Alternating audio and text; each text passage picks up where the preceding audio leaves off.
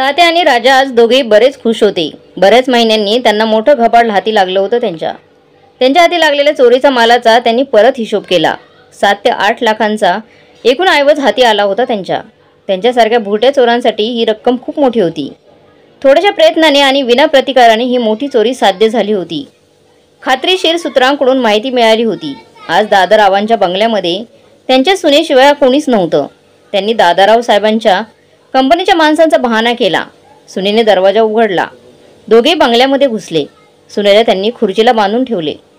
चाकूच्या जोरावर तिजोरीच्या चाव्या हिसकावून घेऊन त्यांनी तिजोरी लुटली. रोकड, सोन्याचे दागिने आणि चांदी घेऊन त्यांनी पळ काढला. अवघ्या 1 तासाच्या आत त्यांनी ही लूट कमावली होती. आता या दागिन्यांची विल्हेवाट कशी लावायची याचा ते विचार करत होते. दादाराव हे एक पुण्यामधील मोठे प्रख्यात होते. मेडिकल डिव्हाइसेसचा त्यांचा मोठा बिझनेस होता. भारताशिवाय आफ्रिकन देशामध्ये त्यांनी आपला व्यापार वाढवला होता. आपला मुलगा आनंद व त्याची पत्नी शिल्पा त्यांच्याबरोबर ते आपल्या बाणेरमधील प्रशस्त बंगल्यात राहत होते.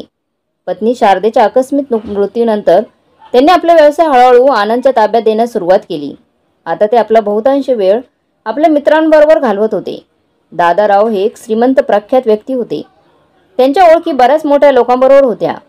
पुढच्या दिवशी ते वर्तमानपत्र पाहून तात्या आणि राजा दोघेही दचकले. दादारावांच्या घरी हत्या आणि दरोडा या शीर्षकाखाली आलेल्या बातमीमध्ये शिल्पाचा खून झाल्याची बातमी होती. चोरांनी खून करून दरोडा टाकला अशी ती बातमी होती.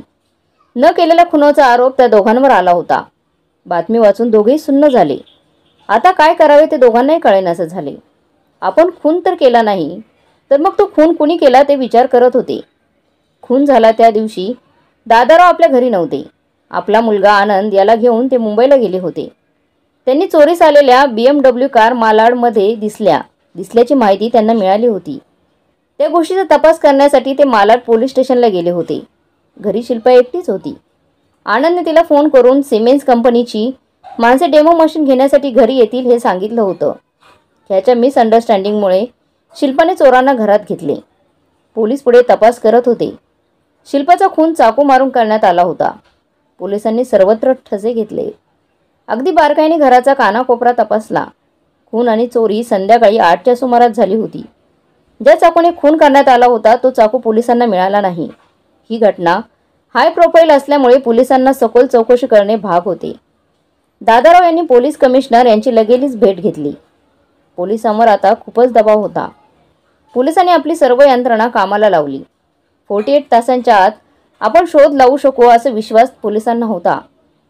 तिकडे तात्या आणि राजा दोघेही घाबरले होते. पोलीस आपल्याला नक्की पकडणार. खून आणि चोरी दोन्हीचा आरोप आपल्यावर लावणार याची दोघांनाही खात्री होती.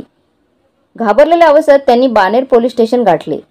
इन्स्पेक्टर मोरे यांची भेट घेऊन त्यांनी आपला चोरीचा गुन्हा कबूल केला. खुनाच्या आरोपाबाबत मात्र त्यांनी साफ इन्कार केला. या साऱ्या प्रकरणामुळे पोलीस मात्र चक्रावले. खून कोणी केला हा गहन प्रश्न त्यांना पडला. दोघांची पोलीस कस्टडी घेण्यात आली. त्यांच्यावर 3rd डिग्री पण करण्यात आली. पण खुनाचा आरोप दोघे मान्य करायला तयार नव्हते. पोलीस मात्र आता चारी बाजाने त्या बाबतीत चौकशी करायला लागले. आनंद आणि शिल्पा यांचं लग्न 2 वर्षापूर्वी झालं होतं. त्यांचा प्रेमविवाह होता. एकंदरीत कुटुंब असं सुखी कुटुंब होते. पोलिसांना माहिती मिळाली की आदल्या दिवशी रात्री शिल्पाचे आनंदबरोबर भांडण झाले होते. शिल्पा आनंदला त्याच्या कोथरूडमधील फ्लॅटमध्ये वेगळं राहण्यास सांगत होती. आनंद या गोष्टीला बिलकुल तयार नव्हता. या वयात दादासाहेबांना एकटं सोडण्याची त्यांची तयारी नव्हती. वेगळं राहण्याचं कोणतंच कारण त्यांच्याकडे नव्हतं आणि शिल्पासुद्धा कोणतेही कारण सांगत नव्हती. फक्त वेगळं राहण्याचा हट्ट करत होती. प्रथम पत्नी आणि आता सुनेचा आकस्मिक मृत्यू यामुळे दादासाहेब हताश झाले होते. स्वतःपेक्षाही आनंदाची त्यांना जास्त काळजी वाटत होती. खुनाबद्दल कुठलाच नवीन सुगावा पोलिसांना मिळत नव्हता. नेहमीप्रमाणे पोलिसांनी दोन्ही चोरांनाच खुनी ठरवले. पोलीस केस फाईल करण्याच्या मार्गावर होती आणि एक दिवस शिल्पाची मैत्रीण प्रिया पोलीस स्टेशनमध्ये मोरे साहेबांना भेटण्यासाठी आली. शिल्पा आणि आनंद यांच्यातील भांडणाचे कारण तिला माहीत होते. शिल्पा का वेगळं राहण्यास सांगत होती ते तिला माहीत होतं. दादासाहेबांचे नेहमी घरी येणारे मित्र शिल्पाला आता नको होत होते. त्यातील रावते साहेबांची नजर शिल्पाला बिलकुल आवडत नव्हती. पण याबाबत घरातील कुणाशी काही बोलण्याचे साहस तिच्याकडे नव्हते. रावते साहेब प्रसिद्ध ॲडव्होकेट होते आणि दादासाहेबांचे ते एकदम जवळचे मित्र होते. दादासाहेबांशी त्यांचा जवळचा संबंध होता. रावते साहेबांची मेवणी गीता दादासाहेबांच्या कंपनीमध्ये आनंदची सेक्रेटरी म्हणून काम करत होती. पोलिसांनी रावते साहेबांवर नजर ठेवण्यास सुरुवात केली. त्यांचे फोन डिटेल शोधून ते चेक करण्यात आले. पोलिसांना काही संशयास्पद सापडले नाही. आणि एक दिवस पोलिसांना नवीनच बातमी मिळाली. रावते साहेबांची मेहुणी गीता आणि आनंद या दोघांच्या लग्नासाठी दादासाहेब नव्याने पुढाकार घेत होते. रावते साहेबांनीच ते सुचवलं होतं. शिल्पाच्या लग्नाअगोदर रावते साहेबांनी त्यासाठी प्रयत्नसुद्धा केले होते. पण त्यावेळी आनंदने शिल्पाबरोबर लग्न करण्याचा हट्ट केला. पोलिसांना ह्या सर्व गोष्टी सहज वाटत नव्हत्या. पोलिसांनी मग रावते साहेब आणि गीता या दोघांवर कडक नजर ठेवण्यास सुरुवात केली. रावते साहेबांचे गीताबरोबरील संबंध सामान्य नव्हते. गीताचे आनंदबरोबर लग्न करून त्यांना एकाच दगडात दोन पक्षी मारायचे होते. पोलिसांनी आपला मोहरा पुन्हा चोराच्याकडे वळवला. ज्या सूत्राच्या माहितीच्या आधारे चोरांनी घरात प्रवेश केला होता त्याबद्दल अधिक चौकशी सुरुवात झाली. रावत साहेबांनी BMW कार संबंधी माहिती देणाऱ्याची चौकशी सुरू केली आणि एक एक कडी जुळत गेली. या सर्वांचा सूत्रधार रावते आणि गीता असल्याची पोलिसांना खात्री पटली. प्रथम गीताची कस्टडी घेण्यात आली. गीताने बंगल्याची माहिती चोरांना पुरवली होती. चोर चोरी करून गेल्यानंतर रावते साहेबांनी बंगल्याच्या मागच्या दरवाजामधून येऊन खुर्चीला बांधलेला शिल्पाचा खून केला होता आणि सर्व आरोप चोरांवर येईल याचा पूर्णपणे बंदोबस्त केला गेला होता.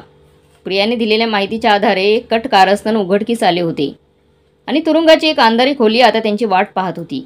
अशा प्रकारे शिल्पाचा खुनी सापडला. तर मग मित्रांनो, तुम्हाला ही आज वेगळ्या प्रकारची कथा कशी वाटली कमेंट बॉक्समध्ये नक्की कळवा. कथा चांगली वाटली तर लाईक शेअर सबस्क्राईब नक्की करा.